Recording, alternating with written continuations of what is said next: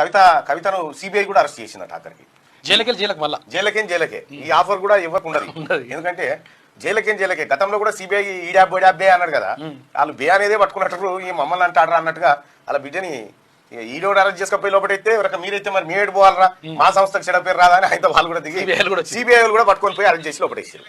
ఇప్పుడు ED case ఇప్పుడు ED కేసులో బెయిల్ దరఖాస్తు పెట్టుకుందిగా, ఈయన వచ్చినా మళ్ళీ సిబిఐ దక్కే ఉంటుంది.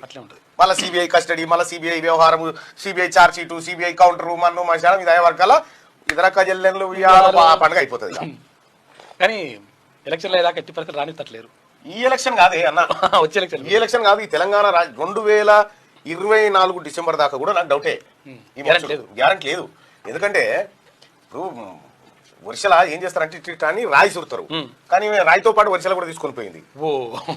పోయేసరికి చూడు అప్రూవర్ గా మారకపోతే 7 ఏళ్ళు శిక్ష పడుతుందట.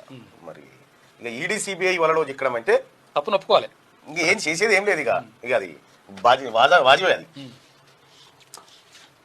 కానీ మీ నాయనకి ఇట్లా తొంగి చూడ వస్తలేడు చూడమ్మా కవిత, ఆయనకు అర్థమైనట్టు పోరి చేసే ఉంటది, అవునా పోరి చెప్తింగ్ లేదని ఆయనకు కూడా ఉంటది మనసులో. పెద్ద మనిషి.